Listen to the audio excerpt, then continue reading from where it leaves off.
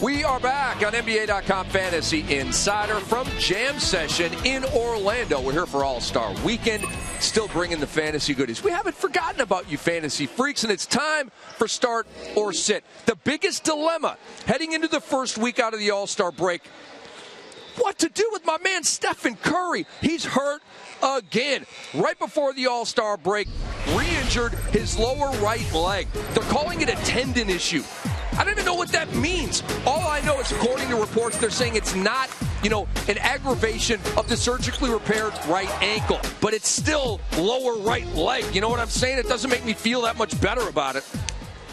Now for Curry, his agent Lance Young told the Contra Costa Times that Curry is, quote, very optimistic that he won't miss any games. I sincerely hope so. Curry said, however, a few days ago that the pain in his foot felt like somebody stabbing him in his foot. Here's my thing on Curry. I've got him in League Freak. It's my most important league. And he's been weird in a total odyssey all season long. You're going to have to follow the news here. Hopefully we get good news on Monday or Tuesday. Obviously no games on Monday. It all starts back up on Tuesday. You've got till 7 p on Tuesday to figure this out. I'm not planning on going this week with Stephen Curry. I hope I get better news. Now, we move on to the banged-up Denver Nuggets. How about Nene? What do we do with him this week? He's got the calf injury. He has missed 7 straight games heading into the All-Star break. And according to reports, he hopes to return soon after the All-Star break. As I've said before, hope doesn't pay the fantasy bills. I want to hear he will be back after the All-Star break. This thing has lingered, and I don't trust it. I need to see Nene back on the court. And by the way, his numbers aren't that fat anyway. He's going 13.4 points, 7.8 rebounds, and 1.2 steals. That's not that hard to replace. I mean, it's not like, Kobe's don't grow on trees. LeBron's don't grow on trees. But 13 and 8 from a big, that's not that hard to replace. I think you can go ahead and not play Nene this week and move on with your life. Now, Ty Lawson of the Denver Nuggets is a different story.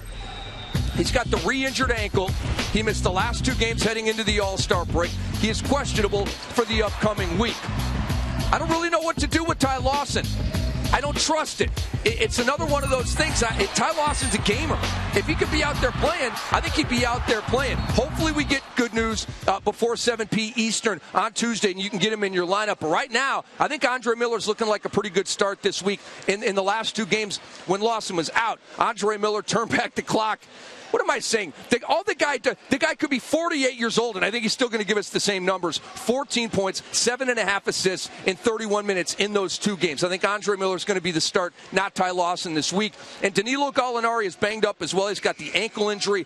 According to reports, he should return soon after the All-Star break. That's not enough for me to have the confidence to play him in the first week after the All-Star break. And as Dennis always says, when you've been out for a long time, that first week back, you typically don't put up your regular numbers anyway. So I'm saying no to Nene, no to Lawson, and no to Gallo. George Karl, I'm sorry. Let's move on right now and talk about Carmelo Anthony of the New York Knicks. You're saying, dude, I thought he was back from the groin. I thought everything was cool. Well, it's not, because the Knicks play 2 games this week. So I'm saying no to Amari. I mean, Amari's numbers just aren't good enough to play him in a 2-game week. Lynn, I don't know. It's a point guard heavy league. You probably got a guy playing 4 games or 3 games this week that's a bad man. So I think you maybe sit Lynn this week as well. And Carmelo still working his way back into form. In the 3 games since his return, he's gone 11 points, 15 points, and 19 points. That's not Melo, okay? So I'm thinking sit Carmelo. It's only 2 games. If it was a 3-game week, we wouldn't even be talking about him right now. You get him in your lineup, but in 2 games, not feeling it. Another guy with 2 games this week and another team with 2 games, Roy Hibbert and the Indiana Pacers. I'm saying no to Danny Granger and that field goal percentage in the 30s. I'm saying no to David West. I'm saying no to Paul George. These guys just aren't putting up good enough numbers. I mean, to be playable in fantasy basketball in a 2-game week in a head-to-head format, you have to be a monster, okay? You have to have that 30-point, that 40-point potential to make up the ground from that missed game. Roy Hibbert, first-time All-Star.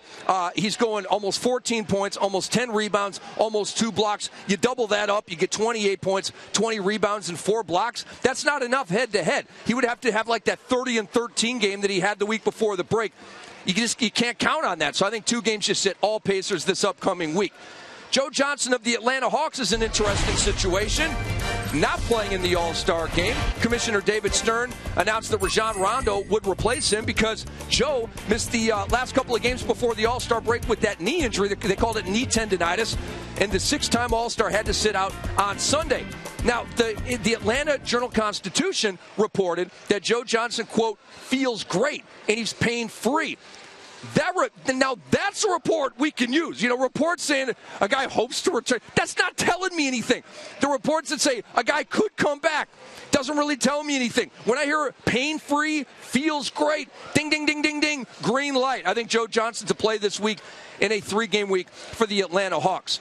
And finally, we come to Nikola Pekovic. We talk about Lynn all the time as this revelation and this sensation. And he is. But my man Pekovic has come out of nowhere too, okay?